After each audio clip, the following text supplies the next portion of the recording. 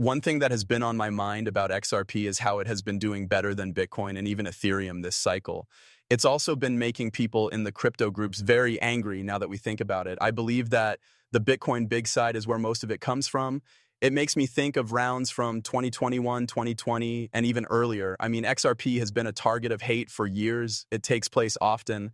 But I feel like it's been stoked to a very high level lately. But once more, we've already talked about this when it comes to the case, right? As soon as the lawsuit was made public, Vitalik was all over X saying that the SEC was finally going after that garbage coin, XRP.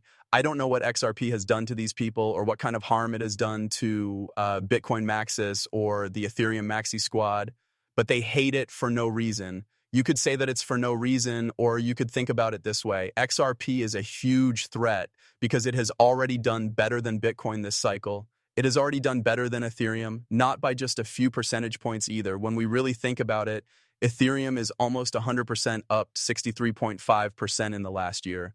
But XRP is actually up more than 400%. It was 500% at one point in just 1 year. If we really think about it, I would be scared of XRP if I were in Ethereum too.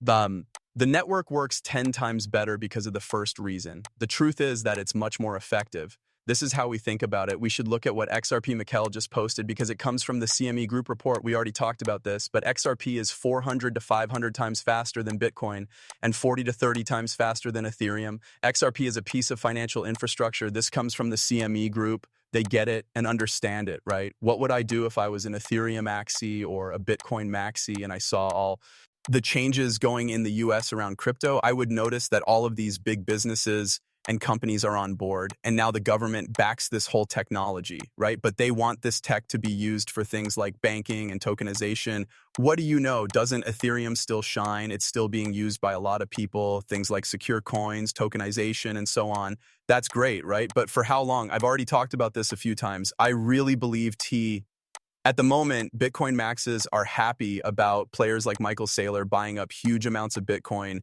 and ETF players like BlackRock pushing Bitcoin. We were made fun of for XRP being part of the plan to make banks and banking more efficient, and for Ripple working with big banks, which goes against the original goals of crypto. All of a sudden, BlackRock and other big banks support Bitcoin, which is a big deal. It has nothing to do with anything.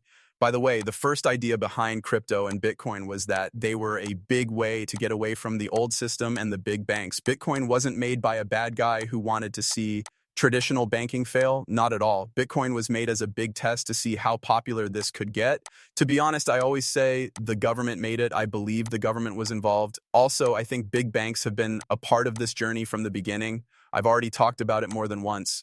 When we think about crypto now, everything is clear because it's all on the chain. And you can use wallet IDs to keep track of events that happen on the chain. It's not a break from the way money is usually handled. It is not private.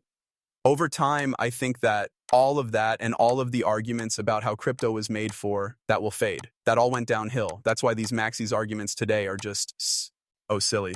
But I bring all of this up because over the last 2 weeks, we've been seeing more and more FUD, and it's all coming from these big Bitcoin bulls. In this case, it's from Mark Moss, who is truth. Galaxy is selling 80,000 Bitcoin to an insider or whale client. This is equal to 0.4% of the total amount of Bitcoin in circulation. The 117.5 million XRP that Chris Larsson just put on exchanges make up 0.2% of the total amount.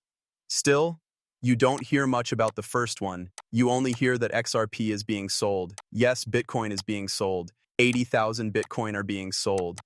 Don't bring that up, okay? Talk about XRP. In this way, XRP always takes attention away from Bitcoin and the people who use it. I think it's crazy that they're making XRP the bad guy here.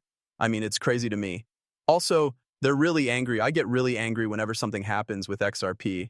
USA Today wrote a story about how XRP is the best cryptocurrency to buy with $500 right now. Many folks said, oh, it's just an ad or something. What this is doesn't matter, right? It's because it was written that all of these people like Laura Shin, by the way, Bitcoin Maxi again, Brad Garlinghouse didn't want to be on her show, which makes her even angrier. In fact, Matt Hamilton, who used to work at Ripple, told Laura, come on, stop being upset that Brad didn't want to come to your show. It's been almost 10 years. She's mad that USA Today wrote about XRP and how it was the best thing to buy. I see why it makes sense. XRP has done better than Bitcoin in Ethereum so far this cycle, and I think it will continue to do so. Also, Caitlin Long just called us. I am going to play this video now.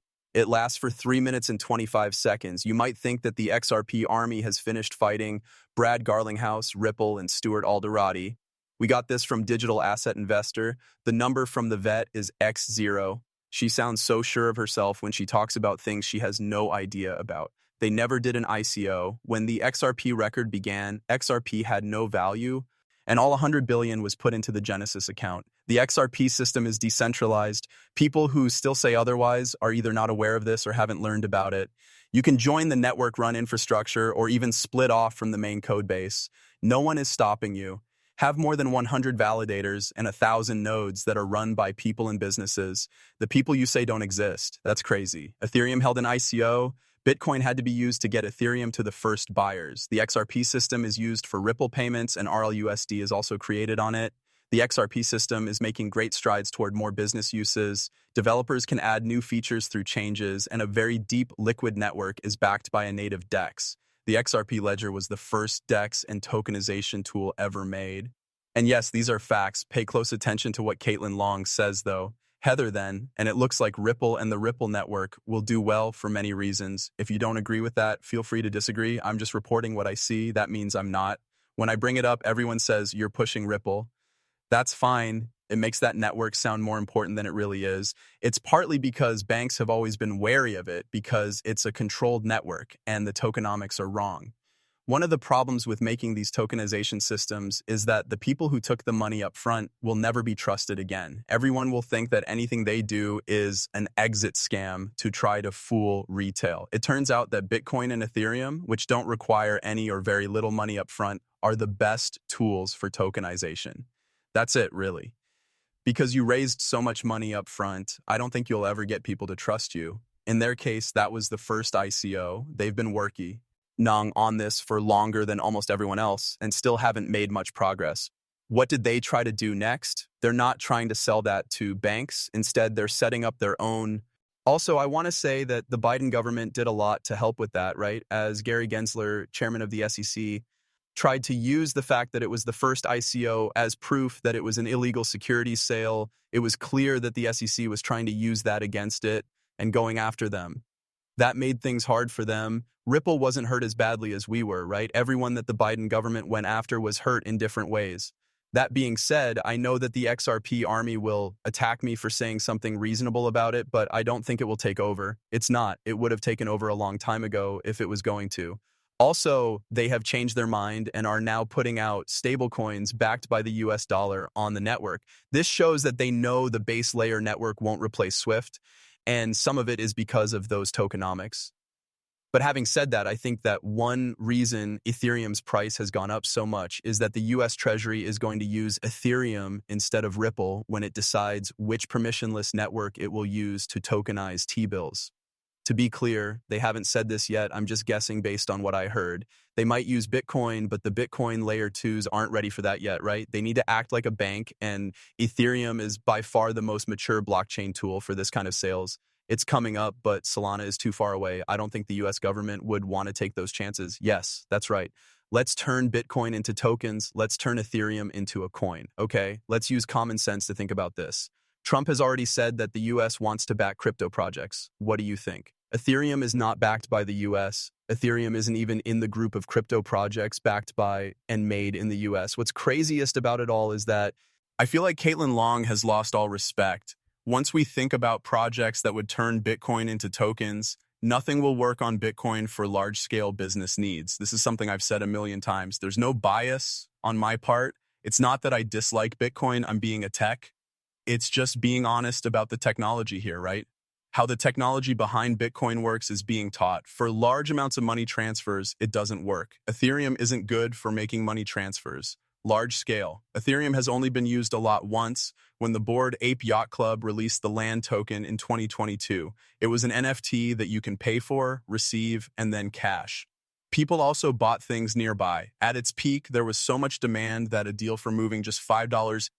Okay, I'll send $5 to a family member or friend.